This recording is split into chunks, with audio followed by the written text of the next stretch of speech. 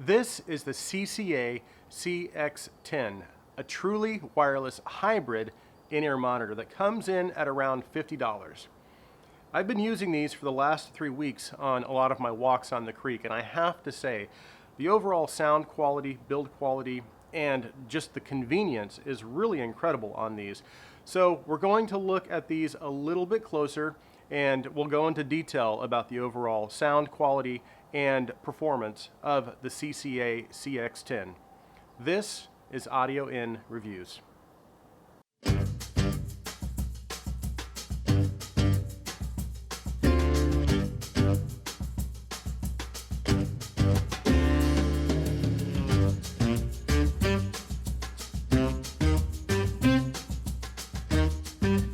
Okay, so let's talk about the specifications, design, isolation, fit, and comfort of the CCA CX10. We'll go over the case first.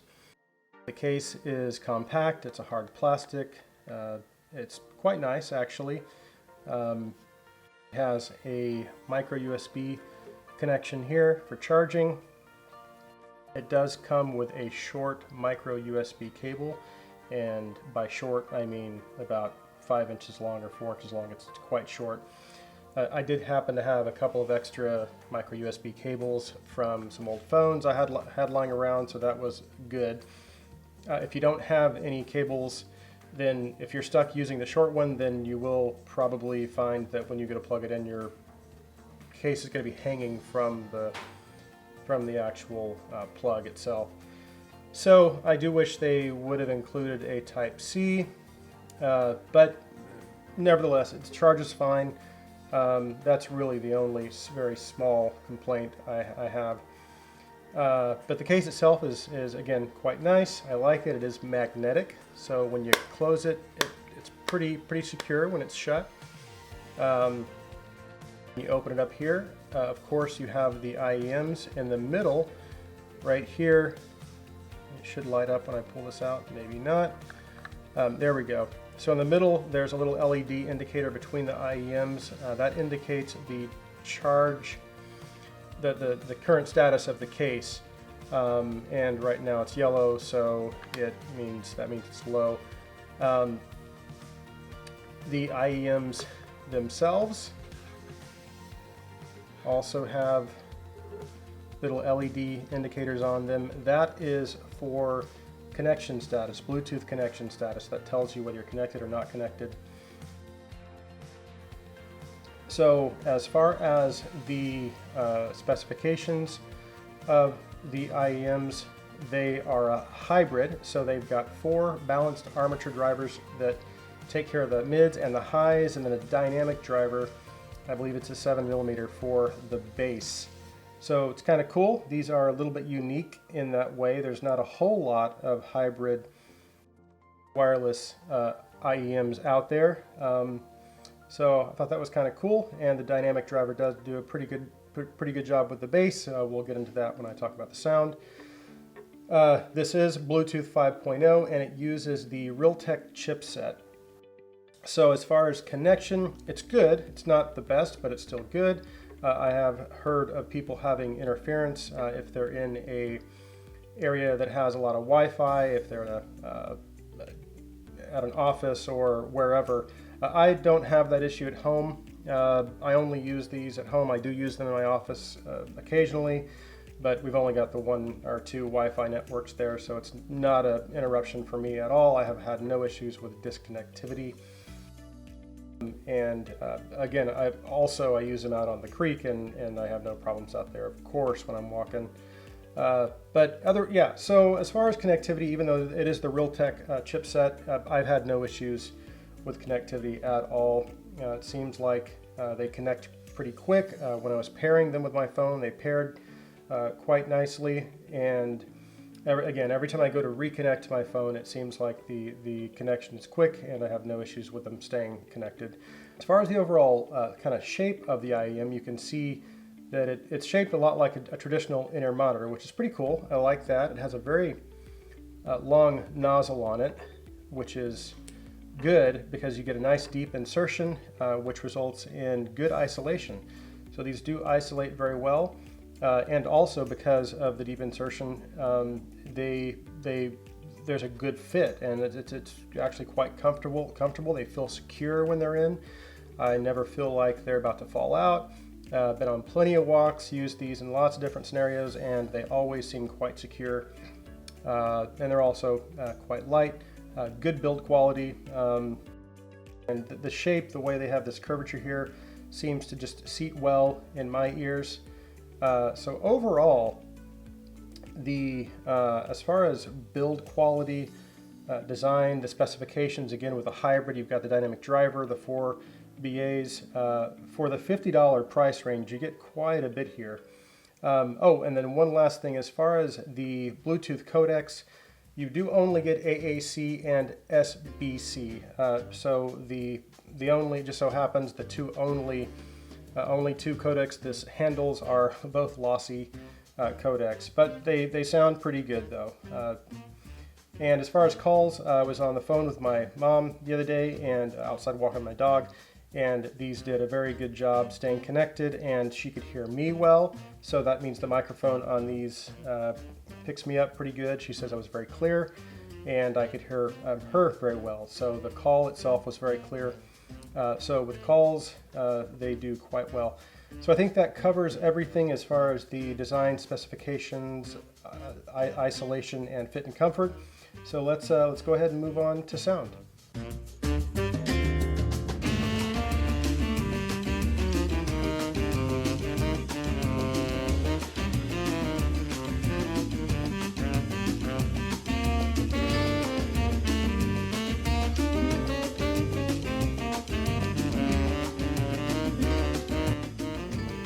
Okay, we're going to get into the sound of the CCA CX10, but before we go into that, I just wanted to touch on a couple of things I probably should have mentioned in the specifications section of the video. And the first thing is that these do have touch controls. So if you touch the IEM one time, that will play a song. If you touch it again one time, that'll pause it. If you tap it twice, that'll skip forward. On the right side, tap it twice, that'll skip forward. On the left side, if you tap it twice, it'll skip backwards. Also, I wanted to go over battery life. Battery life on these is anywhere between 2.5 hours and 3 hours and 15 minutes, depending on your listening volume. Also, you can get 3 or 4 charges out of the case. So if you have the case fully charged, then you can get 3 or 4 charges out of this. So that's pretty cool, actually. Also, there is a high performance mode on these. So it can, if you, I think it's 3 taps. So if you tap it 3 times, what that'll do is that will decrease your latency. If you're watching YouTube videos or playing a game, then the audio is in pretty much real time. And I tested it out, and it works quite well. And then one last small thing before we move into the sound is the codecs that this uses, because I think that's very important when you're considering the overall sound quality of these. These use 2 different codecs, AAC and SBC, and both of those are lossy codecs. So you're going to lose a little bit in extension and detail, because that's generally what they do, is they compress them, and a lot of the information that's cut out is the high highs and the low lows. So that's just what the format does. It compresses the file. It's got to make this file smaller, and those are the bits of information that are usually removed. Okay, so now that we have that stuff out of the way, let's go ahead and move on to the good stuff, the sound of the CX10. The overall sound signature of the CX10 I would describe as slightly warm, because you have recessed treble, recessed upper mids, and then as you get into the lower mids, they're a little more forward, and then the bass is definitely elevated. So working my way from the treble through the mids into the bass, we'll start with the treble. The treble, again, when I talked about the codecs, because you have a lot of the information cut out in the highs, the treble is, you just don't have as good of a maybe extension as you would on a wired IEM. and again, because of the lossy, the AAC and the SBC formats they use on these, but it's still good. The treble is pretty clear, detailed, about average, I would say. There are a few peaks in there, so and I did notice maybe one or two songs. I listened to a lot of stuff, a lot of different genres. Maybe one or two songs I didn't notice a little peakiness, but for the most part, it was a pretty smooth presentation. The treble is nice on these. Soundstage is average. Instrument placement and imaging overall is average. So the treble is I like the treble. Again, it's a smooth, easy listening presentation. There was nothing overly harsh about it. So it was the treble's very nice on this. Moving into the upper mids. The upper mids are also recessed a little bit. Pretty flat. I think the clarity and detail is average. Again, that kind of talking about soundstage and width, because the upper mids and the treble kind of work together with that. The upper treble and the mids are pretty coherent. Seems like there's nothing missing in that whole range of frequencies right there, and they work nicely together again to present a decent soundstage and imaging. So the lower mids are more forward. They're still clear, and again, since this is a hybrid, that whole range of frequencies right there is controlled by balanced armature drivers, and they do a pretty good job at that, the ones they chose for this. So all of those frequencies are pretty coherent. I didn't notice any coherency issues. There were a little bit of timbre issues, but again, that's a BA issue generally.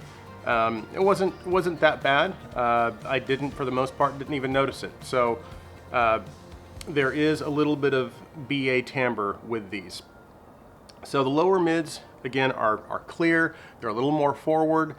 You do have that fuller sound. I talked about full, deep sounding snares or toms that might be tuned deeper voices. The lower mids in this accent that quite well, which is nice. I like that little bit of a warmer, full kind of sound. So I did like hearing that in the mids. So that's nice to have that present in these. Moving into the bass again is even more forward than the upper mids and every other frequency. So that is probably the most accentuated range of frequencies is the bass. Now the bass presence is, again, it's more forward. It's nice. You have a dynamic driver taking care of the bass. So you have that nice deep dynamic driver bass. I believe it's a 7mm driver. So it handles the bass frequencies very nicely.